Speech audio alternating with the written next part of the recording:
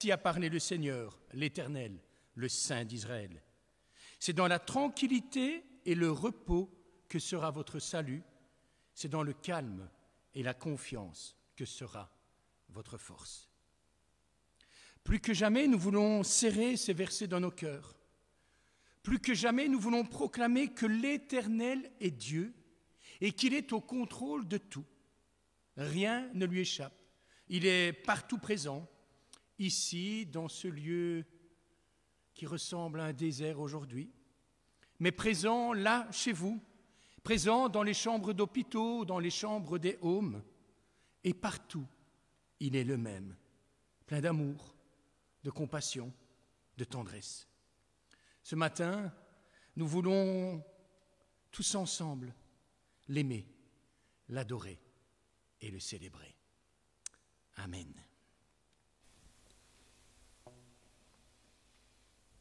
Enlevez les masques et chantez avec nous, même si je ne peux pas vérifier si vous chantez bien ou pas, eh bien que ça sorte de votre cœur et que même à la maison, vous puissiez prendre du plaisir à chanter avec Léon, Pierre et moi et que ça soit vraiment un temps béni pour vous. Oui, ce premier chant nous dit « Venez le célébrer, son grand amour, venez le chanter, parce que le Fils de Dieu est venu donner sa vie et ça change tout. » On y va ?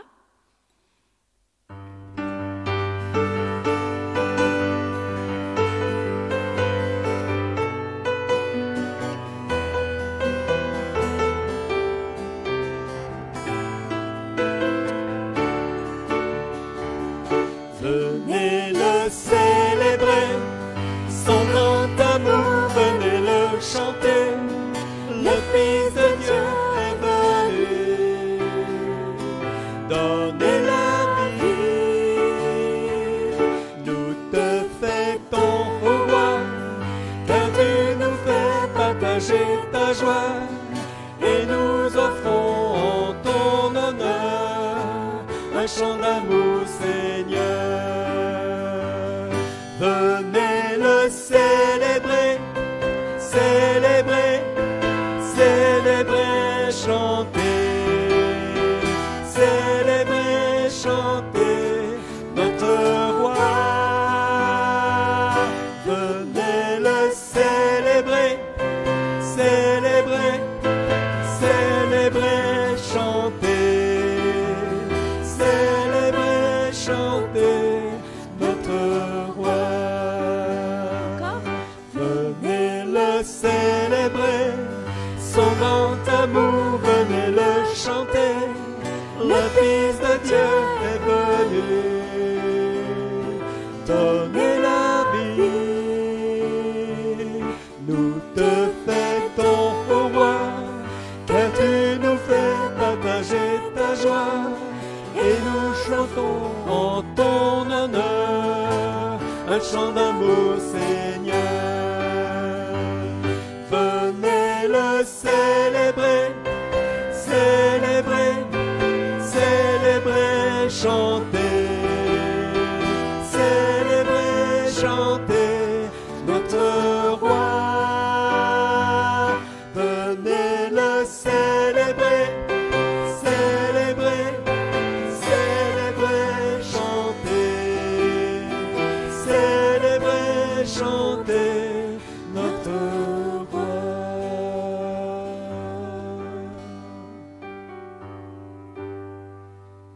Et nous allons demander à Caris de nous lire le psaume 34.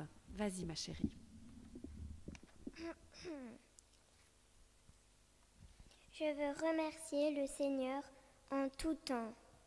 Que ma bouche ne cesse pas de le louer. Le Seigneur est toute ma fierté.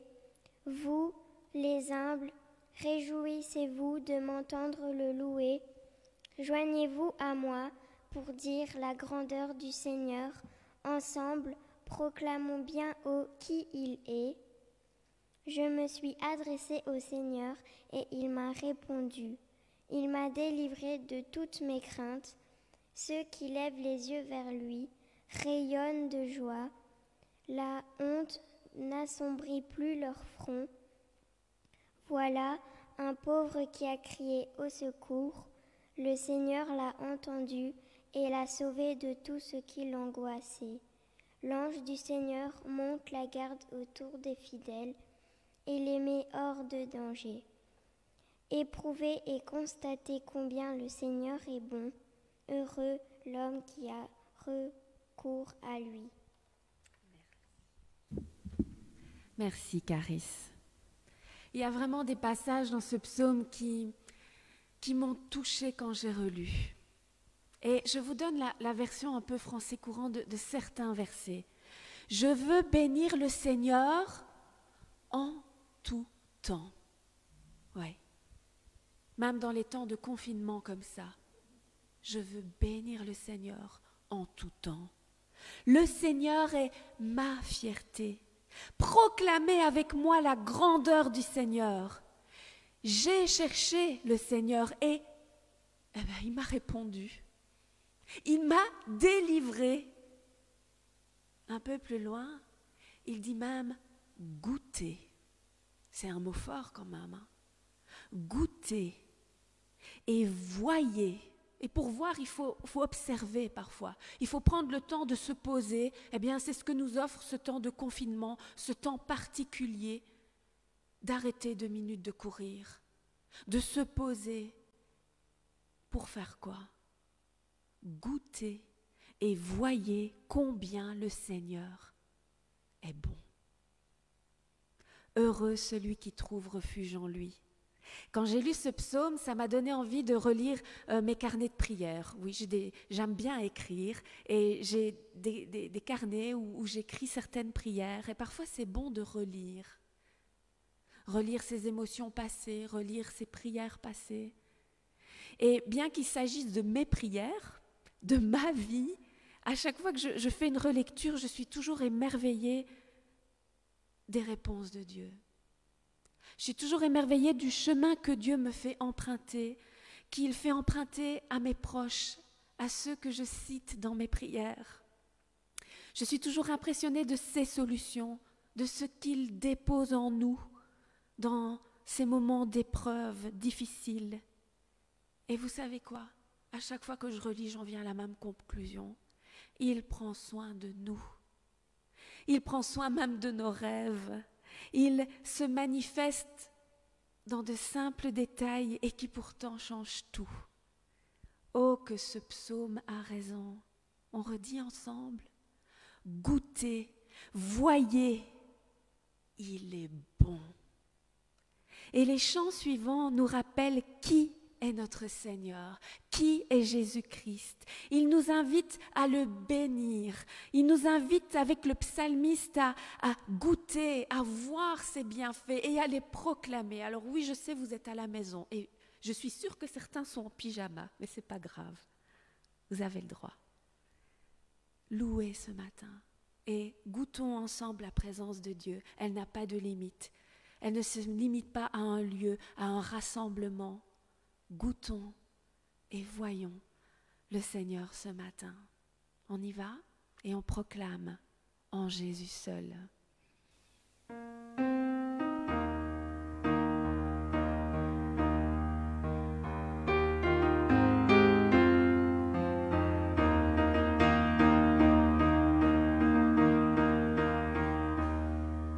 En Jésus seul est mon espoir.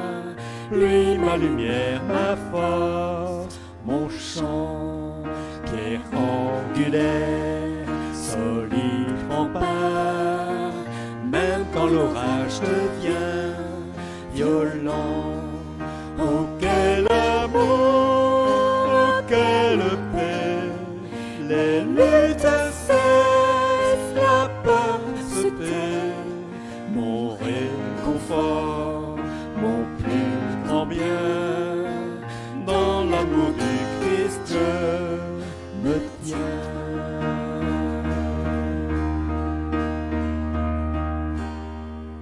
En Jésus seul, Dieu s'est fait chair, dans un enfant auquel mystère, ce don d'amour, de sainteté. Aïe, parce qu'il va sauver jusqu'à la mort, il s'est livré. Sur lui la colère est tombée, tous mes péchés, il les a pris. Par la mort de Jésus, je vis.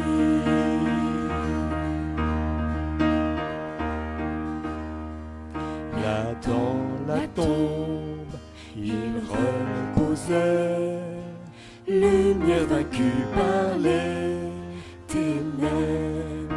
Quel jour glorieux, il apparaît. D'entre les morts, il se relève. Et sur ma vie, ma seule victoire, le péché perd tout son pouvoir. Il est à moi, je suis à lui, racheté par le sang du Christ.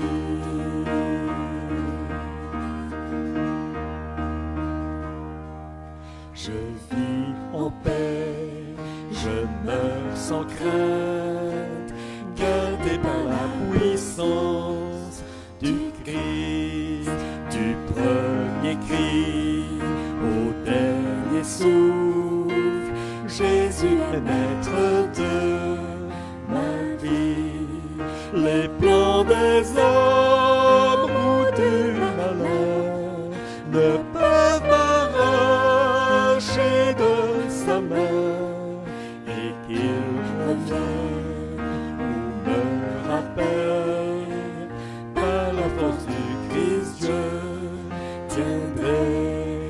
Les plans des hommes ou du malheur ne peuvent m'arracher de sa main, et qu'il revienne ou me rappelle. Par la force du Christ, je tiendrai. Je tiendrai. Je tiendrai.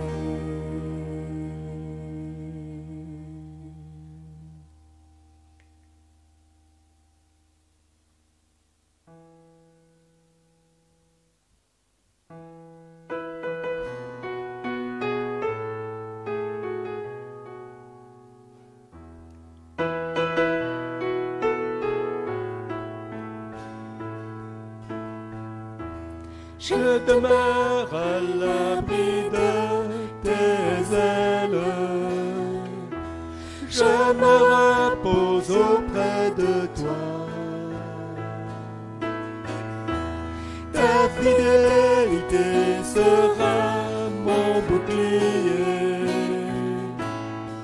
Chaque jour je chanterai, oh béni soit le nom du Seigneur, béni soit le nom du Seigneur.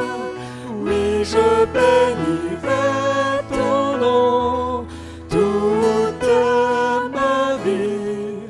Béni soit le nom du Seigneur, béni soit le nom du Seigneur, béni soit le nom du Seigneur. Oui, je bénirai ton nom toute ma vie. Oh, béni soit le nom du Seigneur. Je veux chanter ton nom, Seigneur. Chaque jour tu prends mes fardeaux. Ta fidélité fera mes délices. Chaque jour je chanterai, Oh, béni soit le nom du Seigneur. Béni soit le nom du Seigneur. Oui, je bénirai ton nom toute ma vie. Béni soit le nom du Seigneur. Oh, béni soit le nom du Seigneur. Béni soit le nom du Seigneur. Oui, je bénirai ton nom toute ma vie. Oh, béni soit le nom du Seigneur. Béni soit le nom du Seigneur. Béni soit le nom du Seigneur.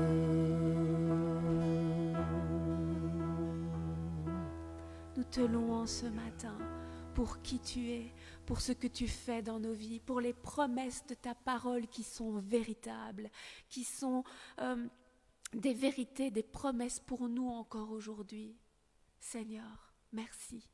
Merci d'être ce Dieu incroyable qui me connaît, qui nous connaît et qui répond si bien à nos besoins. Oui, chaque jour tu prends mes fardeaux, chaque jour tu es celui qui relève ma tête, chaque jour tu es celui qui m'aide à voir la beauté dans le détail d'un rayon de soleil, dans toute chose.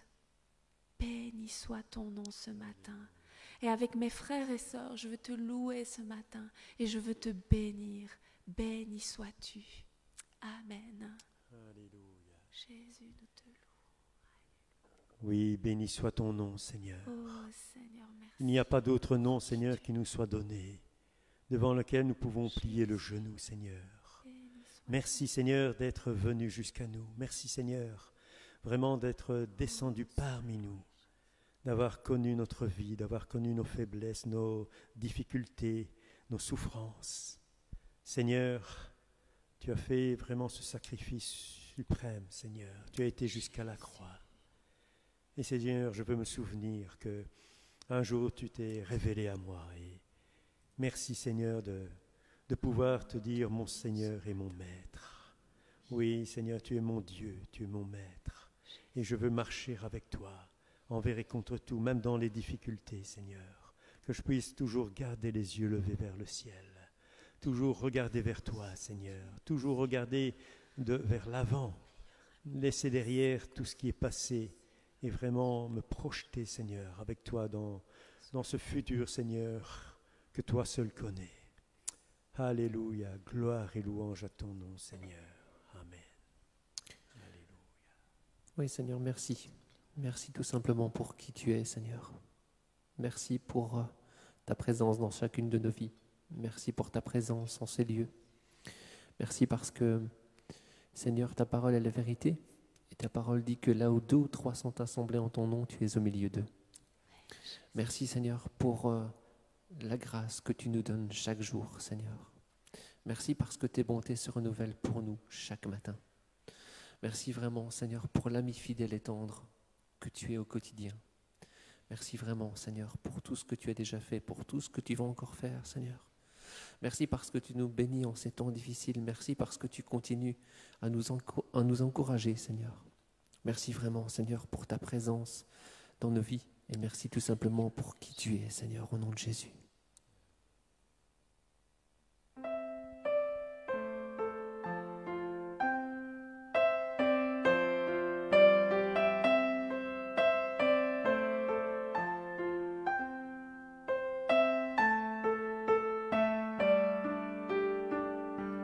Ce qui m'était cher pour construire ma vie, utile et précieux, selon ce monde, ce qui m'était gain n'a plus de valeur, ne me sert je préfère te connaître, Jésus, te connaître. Il n'est rien de meilleur. Toi, mon Dieu, mon seul bien, ma vraie joie et ma justice, ô Seigneur, je t'aime. Mon plus cher désir, te connaître mieux, demeurer en toi, t'appartenir, saisir par la foi ta grâce infinie et le don précieux de la justice. Te connaître, Jésus, te connaître, il n'est rien de meilleur.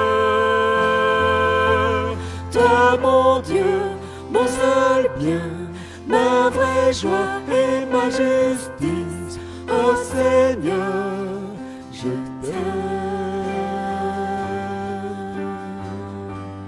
Vivre de ta vie de résurrection, communier Jésus à tes souffrances, devenir conforme à toi dans la mort et vivre avec toi l'éternité.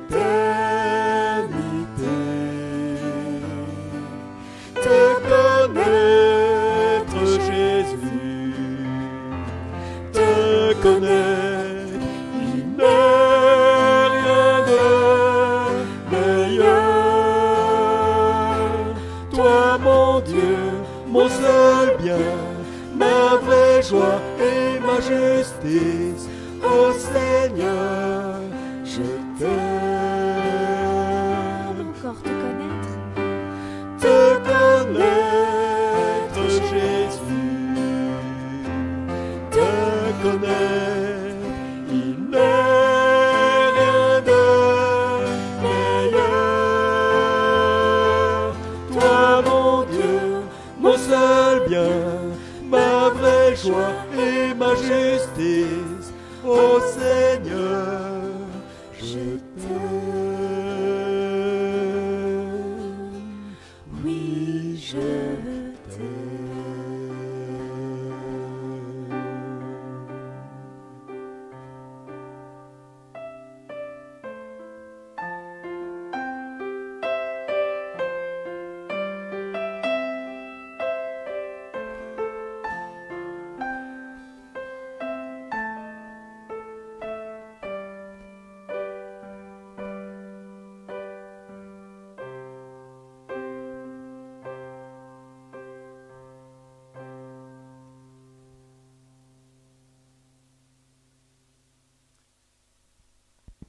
Amen.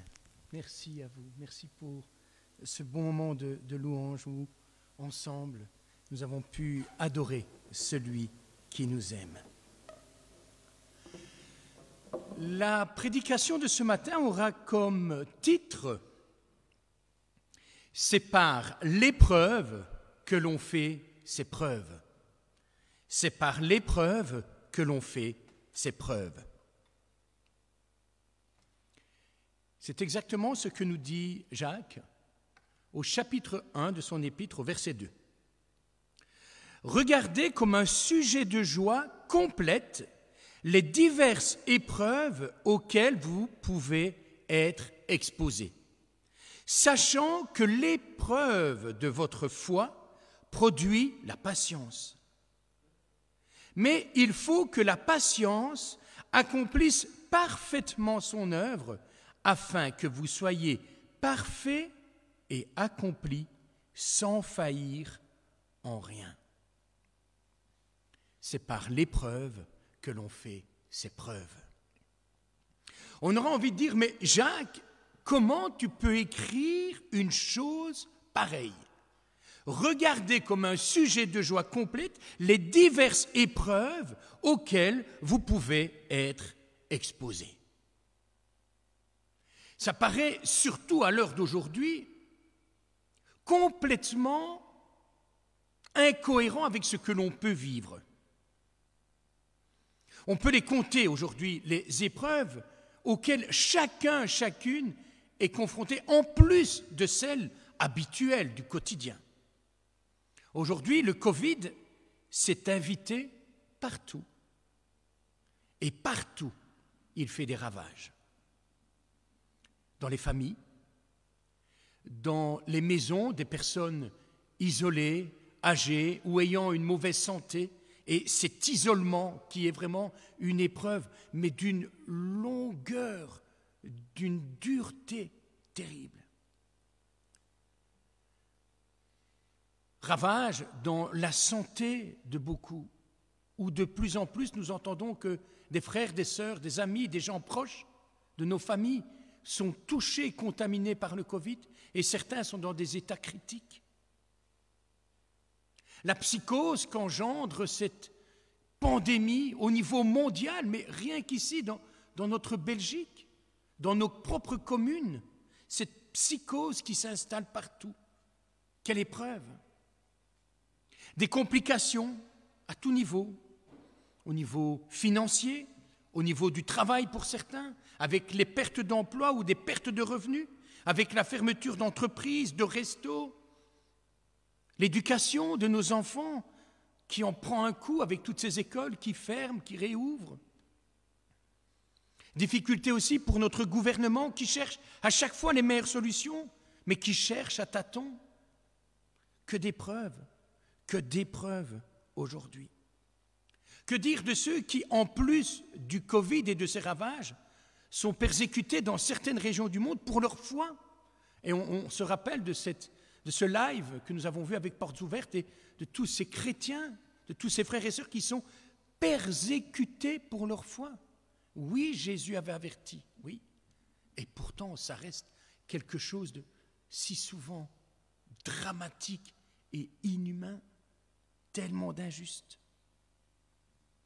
Et on pourrait multiplier chacun chez nous, dans notre propre contexte familial, les épreuves auxquelles nous sommes confrontés. Et en règle générale, on n'aime pas parler d'épreuves, encore moins lorsqu'on entend « réjouissez-vous ». Non, on préfère, c'est vrai, entendre parler de miracles, de victoires. Mais il n'y a aucune victoire sans combat, ni aucun miracle sans besoin que Dieu intervienne. Oui. On doit réaliser que Dieu, dans son amour, dans sa sagesse, dans sa souveraineté, a permis que nous traversions des épreuves, et même des fois, il a lui-même prévu que nous traversions ces épreuves. Et quel est finalement le but de ces épreuves? Jacques nous en donne quelques finalités. Mais chaque épreuve peut devenir un levier dans notre foi. Quelque part, chaque épreuve nous est absolument indispensable pour notre progression spirituelle, pour notre maturité. Quelle que soit l'origine de l'épreuve, il y a toujours quelque chose à retirer. Dieu a prévu des temps d'épreuve pour son peuple ou pour chacun d'entre nous. Mais dans d'autres cas, Dieu permet juste ce temps d'épreuve. Il n'est pas derrière. Même si nous ne comprenons pas souvent ce que nous traversons. Et en fait, le but n'est pas tant de savoir qui est derrière l'épreuve, quelle est l'origine, mais bien plutôt comment la traverser. Dans le langage courant, une épreuve implique l'idée de souffrance, de tristesse, de chagrin, de douleur. Mais une épreuve évoque aussi l'idée d'un essai de résistance et de contrôle de qualité, dans le langage un peu plus technique, quelque part pour éprouver la qualité d'une chose, voire d'une personne. Dieu peut nous pousser à la limite extrême de notre résistance pour voir et pour que nous voyions en nous-mêmes si nous pouvons résister à tout et sortir de cette épreuve en vainqueur, tant que nous ayons recours aux moyens que le Seigneur nous donne pour tenir bon dans l'épreuve. Et j'aimerais prendre avec vous une des mises à l'épreuve les plus terribles dont la Bible nous fait part, que nous retrouvons dans le livre de la Genèse au chapitre 22. Le premier verset nous dit « Après ces choses, Dieu mit Abraham à l'épreuve et lui dit « Abraham !» Et il répondit « Me voici !» Dieu dit « Prends ton fils, ton unique, celui que tu aimes, Isaac. Va-t'en au pays de Moria et là, offre-le en holocauste sur l'une des montagnes que je te dirai. » Abraham, à ce moment-là, est pleinement conscient qu'il risque de perdre ce qu'il a de plus précieux au monde. L'enfant de la promesse qu'il a attendu 25 ans. L'enfant qui devait, selon Dieu, lui donner une descendance aussi nombreuse que les grains de sable ou encore les étoiles dans le ciel. L'enfant qu'il aimait, tout simplement. Celui qui faisait l'objet de toutes ses attentions, de toute sa tendresse, de toute sa joie, de tous ses espoirs, de toute sa vie. Et pourtant, Dieu lui dit, prends ton fils, ton unique, celui que tu aimes, Isaac, et offre-le en holocauste. Et on sait ce qu'est un holocauste, je ne vais pas rentrer dans le détail. Un sacrifice. Mais Abraham, s'il était pleinement conscient qu'il pouvait perdre ce qu'il avait de plus précieux sur cette terre, Abraham était tout autant conscient du Dieu qu'il connaissait et qu'il servait. Il savait que dans la pire des épreuves, Dieu se manifesterait. Il ne savait pas comment, ni quand, ni où. Mais Abraham savait que Dieu est le Tout-Puissant qui, au milieu de l'épreuve la plus intense, sera présent et agira. La fin de l'histoire, nous la connaissons et elle est extraordinaire. Dieu a attendu la toute dernière minute, la dernière seconde, le moment où Abraham lève la main avec le couteau pour l'arrêter. Quelle épreuve, mais quelle foi. Quelle épreuve, mais quelle obéissance. Quelle épreuve, mais quelle confiance en Dieu. Pour tenir bon dans les épreuves et en sortir vainqueur, il nous est plus que nécessaire d'apprendre à nous appuyer sur Dieu. Plus que sur nos pensées, sur nos espérances, sur les médias ou quoi que ce soit. On doit savoir, avec une absolue certitude, que le Seigneur nous a rendus capables de tout traverser avec lui. À l'exemple d'Abraham et de bien d'autres. Parfois, l'épreuve peut même s'abattre sur nous simplement parce que nous sommes croyants, parce que nous avons obéi à Dieu. Et ça, c'est encore pire.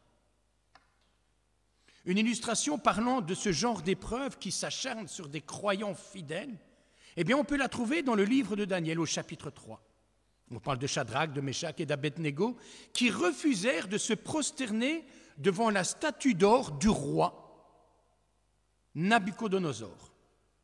Même quand ils furent menacés d'être jetés dans la fournaise, ils ne s'inclinèrent pas, simplement parce qu'ils obéissaient à Dieu. Ils avaient fait le choix de Dieu plutôt que de leur propre vie. Et quand ils parlèrent au roi, ils lui dirent « Si nous sommes jetés dans la fournaise où brûle un feu ardent, notre Dieu que nous servons peut nous en délivrer ainsi que de tes mains, ô roi. » Mais, même s'il ne le fait pas, sache bien, ô roi, que nous n'adorerons pas tes dieux et que nous ne nous prosternerons pas devant la statue d'or que tu as fait ériger. » Leur réponse est juste géniale face à cette épreuve dramatique qui, dans ce cas-ci, c'était leur propre vie qu'ils jouaient. Et ici, de nouveau, ça se termine bien, malgré le danger imminent. Dieu peut nous délivrer, comme il peut ne pas le faire. Mais même s'il ne le fait pas, c'est lui que nous suivrons de toute façon.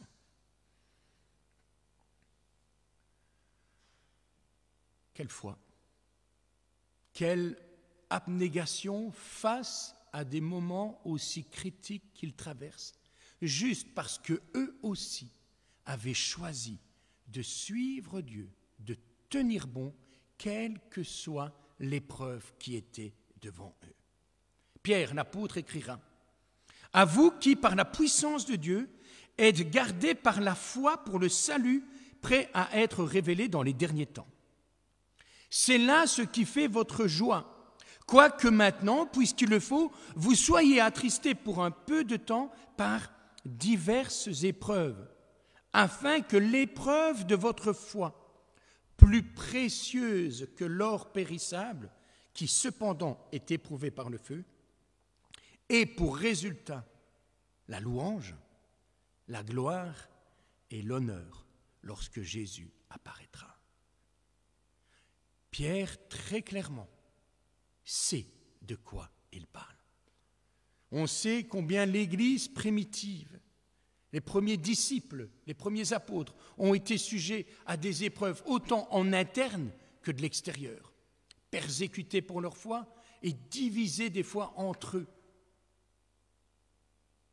Mais ils savaient que l'épreuve qu'ils traversaient produirait un résultat plus précieux que l'or périssable. Comprendre ainsi que l'épreuve est une fournaise ardente destinée aussi à nous purifier afin de nous faire paraître devant le Seigneur aussi purs que l'or le plus éprouvé par le feu. Le Seigneur est un maître merveilleux. Il ne permettra jamais que nous soyons confrontés à une épreuve sans nous avoir d'abord équipés pour pouvoir la traverser d'une manière conséquente et digne. C'est Paul qui parle maintenant, qui lui aussi sait de quoi il parle. Aucune épreuve, dit-il, ne nous est survenue qui n'ait été humaine, et Dieu, qui est fidèle, ne permettra pas que vous soyez éprouvés au-delà de vos forces, mais avec l'épreuve, il préparera aussi le moyen d'en sortir, afin que vous puissiez la supporter. Ouais. Paul aussi savait de quoi il parlait, mais il savait qu'avec l'épreuve, quelle qu'elle soit, quelle que soit l'origine de cette épreuve, Dieu préparera aussi le moyen d'en sortir. Qui mieux que Job a connu l'épreuve? Là, avec l'ennemi derrière qui s'est acharné sur lui. Il a tout perdu. Famille, serviteurs, biens matériels, même sa propre santé. Épreuve terrible, permise par Dieu, parce que Dieu savait qui était Job. Dieu, on a l'impression qu'il avait plus confiance en Job que Job n'en avait en lui-même. Comme nous le savons, c'est dans l'épreuve que nous voyons de quelle manière nous allons réellement nous comporter. L'épreuve est un révélateur d'authenticité. Quand une épreuve forte est là, on ne triche plus. Même si Dieu n'a parlé que tout à la fin dans ce drame que Job a traversé, et que son silence était finalement aussi pesant que la souffrance dont Job était l'objet, Dieu était présent, Dieu était là, silencieux, semblant inactif, mais il était là.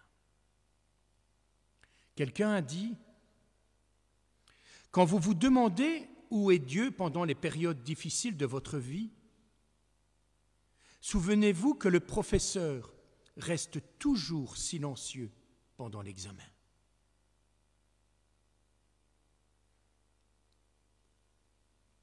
Le silence ne signifie pas l'absence.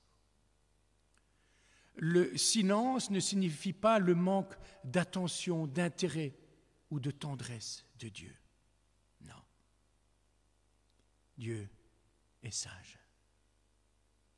Le peuple d'Israël, dans le désert, a expérimenté aussi à de nombreuses reprises ces temps d'épreuve. Et eux, ils l'ont cherché à bien des moments. Et là, l'épreuve, elle était pédagogique. Et ce peuple a pu s'entendre dire, Deutéronome 8, verset 2, « Souviens-toi de tout le chemin que l'Éternel, ton Dieu, t'a fait faire pendant ces 40 années dans le désert, afin de te rendre humble et de t'éprouver pour savoir quelles étaient les dispositions de ton cœur et si tu garderais ou non ces commandements. » L'épreuve révèle qui nous sommes réellement dans notre vie chrétienne. Pas ce que les autres peuvent voir de nous ou savoir de nous. Non, l'épreuve a pour but de nous rendre vrais devant Dieu.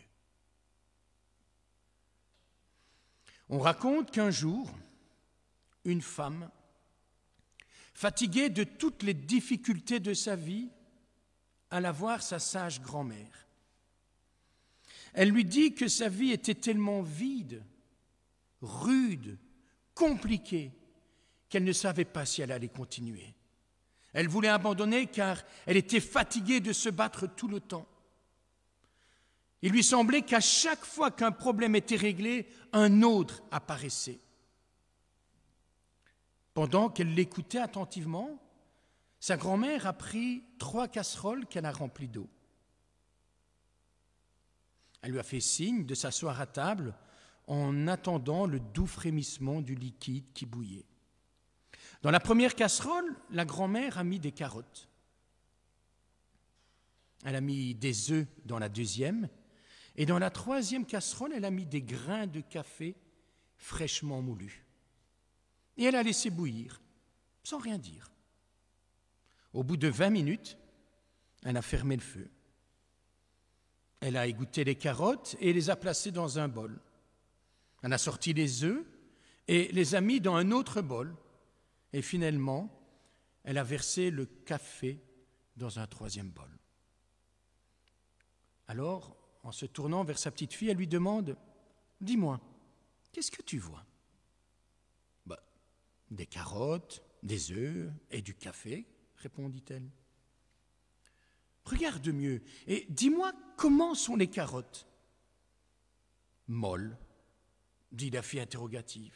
« Et comment sont les œufs ?»« Durs, » répondit-elle, en le cassant pour briser les coquilles. Sa grand-mère lui tendit enfin la tasse de café et la femme sourit en goûtant à l'arôme riche du café. « Écoute, je ne comprends pas ce que tu veux me dire. » « C'est très simple, ma chérie. Tu vois, ces 3 éléments ont subi la même difficulté. Ils ont été confrontés à l'eau bouillante, à cette dure épreuve pour chacun d'entre eux. Et pourtant, chacun s'est comporté de manière différente et particulière. Les carottes, fermes et fortes au départ, se sont retrouvées molles et faibles. L'œuf, fragile, délicat et fluide, est devenu dur. Enfin, les grains de café ont réagi très différemment. après avoir été soumis à l'eau bouillante, c'est eux qui ont transformé l'eau. Ils ont donné à l'adversité tout leur arôme et leur saveur. Ils sont devenus meilleurs. Chaque ingrédient a été soumis à la même action, à la même épreuve, mais la réaction est complètement différente. Lequel sommes-nous? Lorsque l'adversité frappe à notre porte, comment répondons-nous? Sommes-nous plutôt carottes, œufs ou grains de café? Suis-je la carotte qui semble forte, mais qui dans la douleur et l'épreuve et l'adversité devient molle, fragile et perd toute sa force et sa vigueur? Suis-je un œuf qui commence avec un cœur malléable, mais devient dur, inflexible avec les problèmes? Ou suis-je comme un grain de café, ce grain qui change l'eau, qui change la source même de sa douleur?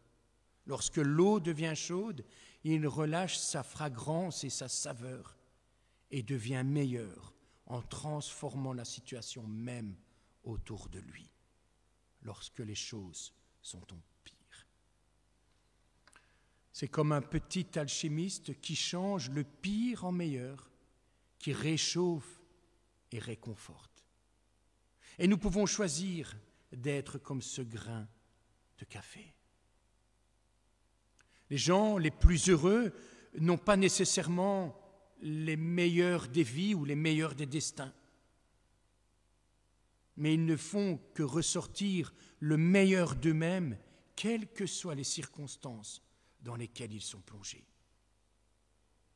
On ne peut pas aller de l'avant dans la vie à moins de laisser les épreuves et le passé derrière nous pour transformer cela en quelque chose de meilleur. Romains 8, 28 nous rappelle que Dieu fait concourir toutes choses pour le bien de ceux qu'il aime et qui sont appelés selon son projet, même les épreuves. Demandons-nous dans l'adversité quel arôme veut-il que nous dégagions autour de nous.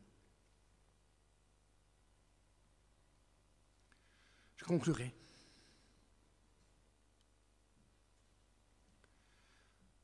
En nous rappelant que lorsque Jésus était au pire de l'épreuve, lorsqu'il a été éprouvé à Gethsémanée et ensuite à Golgotha, Jésus n'a pas laissé l'épreuve le submerger. Jésus n'a pas lâché, il n'a pas abandonné, mais il a été jusqu'au bout. Il est resté lui-même parfait amour. Même là, au pire de la situation, il est resté pardon envers ceux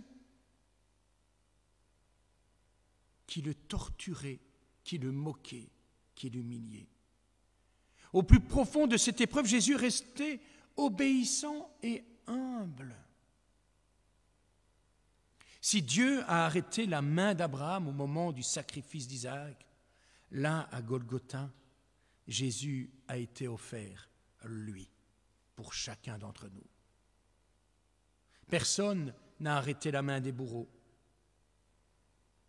La mort a été épargnée aux 3 amis dans la fournaise.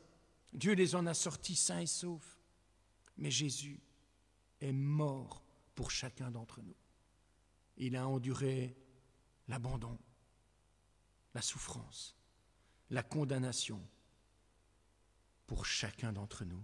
Alors qu'il était pur, sans péché, il est mort pour nous. Et cette épreuve ultime nous permet à chacun d'entre nous d'être aujourd'hui au bénéfice de la grâce de Dieu. Parce que Jésus a payé le prix tellement nous avons de la valeur à ses yeux. Et si nous savons la valeur que nous avons aux yeux de Jésus, qui était prêt à donner sa vie pour nous, à plus forte raison aujourd'hui sera-t-il avec nous dans toutes nos épreuves. Jamais il ne lâchera notre main. il n'y a que nous qui pouvons lâcher la sienne. Mais là, au pire de l'épreuve, là dans la mort, Dieu l'a ressuscité. Et Jésus est sorti vainqueur du tombeau, de ce qu'il y avait de pire pour l'humanité, la mort, le péché, la condamnation, la culpabilité. Aujourd'hui, Jésus est vivant. Il est lui-même présent à nos côtés à chaque instant, dans les bons comme dans les mauvais jours. Aujourd'hui, face à nos épreuves, levons les yeux vers celui qui, mieux que quiconque, sait ce qu'est l'épreuve, la souffrance, l'incompréhension. Il sait aussi que l'issue lui appartient. Alors faisons-lui confiance. Parce qu'avec chaque épreuve, Dieu a préparé aussi le moyen d'en sortir afin que nous puissions la supporter. Amen. Prions.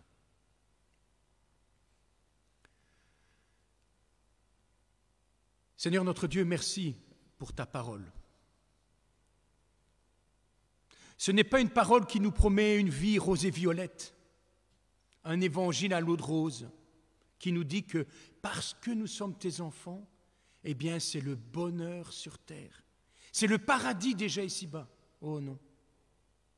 Même dans les béatitudes, là où tu dis « heureux ceux qui », même là dans ces béatitudes, tu annonces à tes disciples qu'ils seront persécutés. Même lorsque tu annonces que toi, tu auras à mourir sur cette croix, tu préviens tes disciples que chacun aura sa croix à porter. Seigneur, nous le savons, cette vie ici-bas n'est pas facile. Et nous ne voulons pas faire comme si de rien n'était et juste rêver à l'au-delà et à cette vie éternelle avec toi lorsque nous serons dans ton paradis. Non, nous voulons aujourd'hui déjà goûter à ta présence au quotidien, dans tout ce que nous traversons, dans toutes ces épreuves, dans toute l'adversité, dans tout ce que nous vivons au quotidien, dans nos petits drames comme dans les pires crises que nous pouvons traverser. Nous voulons nous appuyer sur toi. Qui mieux que toi, Jésus, a tout enduré? Nous voulons lever les yeux vers toi et nous appuyer sur toi, te faire confiance, en sachant que tu ne nous abandonnes pas, mais que tu nous donneras le moyen d'en sortir. Alors aide-nous, Seigneur Jésus, à tenir bon, à résister quand l'ennemi viendra pour nous décourager et nous inviter à tout abandonner. Aide-nous à tenir bon et à résister, à tenir ferme au pire des moments, même si nous craquons, même si nous pleurons, même si nous ne comprenons rien. Nous voulons nous relever et rattraper ta main et continuer avec toi. Seigneur, même quand le ciel est d'airain, même quand le silence est si pesant, nous voulons continuer à croire que tu es là, que tu n'as pas changé et que en ton temps, tôt ou tard, tu nous donneras la victoire. À ta manière, en ton temps, avec tes moyens. Mais nous voulons simplement nous appuyer sur toi, le Tout-Puissant, qui est souverain sur nos vies et sur ce monde. À toi, toute la gloire en Jésus-Christ. Amen. Juste quelques études, nous sommes encore dans cette période de congé scolaire, donc nous n'aurons pas d'études bibliques ce jeudi, ce sera jeudi prochain où nous nous retrouverons via Zoom pour l'étude biblique sur l'évangile de Jean. Je vous rappelle la possibilité des boîtes à chaussures et Florence avait une petite annonce à faire. Alors, de mémoire, je crois que c'est jusqu'au 19 novembre. Je vous reconfirme tout ça par Facebook. Et donc, Béatrice est à votre disposition. Soit vous lui faites un versement, vous lui apportez une enveloppe, elle s'occupe des courses et de réaliser les boîtes à chaussures. Soit, bien, vous suivez les consignes et vous réalisez votre boîte et vous la déposez ici à l'église, au presbytère ou chez Béatrice. On vous remercie beaucoup. les boîtes à chaussures, je rappelle qu'il est toujours possible de contribuer à l'offrande. Et donc là, soit vous contactez Philippe, ou vous passez ici à la maison, déposez votre enveloppe, ou vous mettez ça de côté pour le moment où nous nous retrouverons, ou encore vous faites un virement par la banque. Merci à ceux et celles qui resteront fidèles dans cette période compliquée. Dernière petite annonce, qui aimerait participer au culte? Donc on en a déjà quelques-uns qui heureusement participent au niveau de la louange, mais il y a encore place, donc là prenez contact avec Léon ou avec Flo pour voir à ce niveau-là. Merci à Andy et à Steph qui sont là, sérieux dans leur engagement au niveau de la sono, de la vidéo, mais si certains ont à cœur de prêter main forte, eh bien n'hésitez pas à venir vers nous ou directement vers Andy ou Stéphane pour leur donner un coup de main. Mais pour le culte, eh bien aujourd'hui matin on a eu ma petite Caris, mais il y a également la possibilité de venir et de participer avec nous. On peut se retrouver à un maximum 10, aujourd'hui nous sommes 6, 7 avec Caris mais qui ne compte pas, donc 6. Mais il y a possibilité de venir pour faire soit la lecture d'un psaume et le commenter, pour les prières au début ou la prière d'intercession à la fin, pour faire les annonces. Voilà, il y a possibilité pour ceux et celles de s'impliquer dans ce culte et de le rendre un peu plus attrayant. Je ne pense pas qu'il y ait d'autres annonces. Si vous avez besoin d'une visite ou d'avoir simplement un partage, c'est un petit peu compliqué en ce moment, eh bien c'est toujours possible. On a le messenger vidéo et puis on a le téléphone, les messages. Voilà, on peut trouver des solutions. Ne restez pas seul si vous avez besoin. Voilà. Eh bien, c'est le moment où nous allons laisser la parole de la fin à l'équipe de louange, mais avant cela, nous voulons demander la bénédiction de notre Seigneur sur nos vies. Jésus-Christ est le même hier, aujourd'hui et demain. Et parce qu'il est amour, et parce qu'il est présent, et parce qu'il est tout-puissant, il fera route avec nous sur ce chemin qu'il a tracé. Quels que soient les temps que nous traversons, quelle que soit l'épreuve ou l'adversité, il est avec nous, en nous et pour nous. Allons avec cette assurance qu'il fait route avec nous. Amen.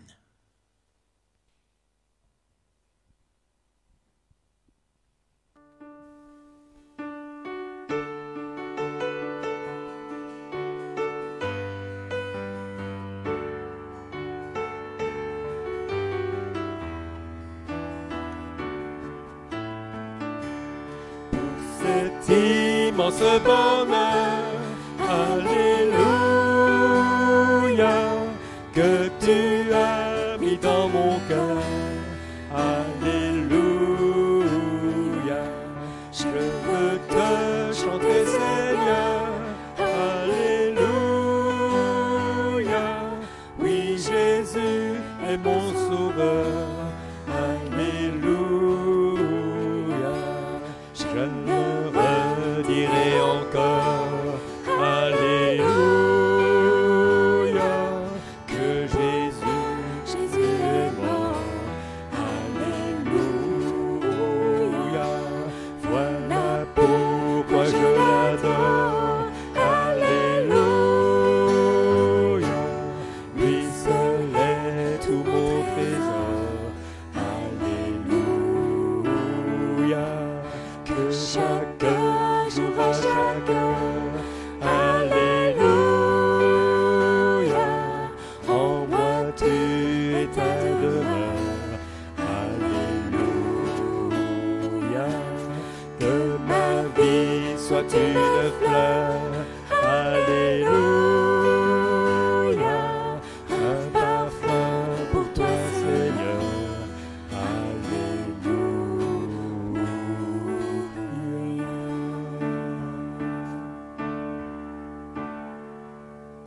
Un bon dimanche, un bon poulet, on peut le dire, Léon, un bon poulet, et on vous retrouve la semaine prochaine. Bisous à tous.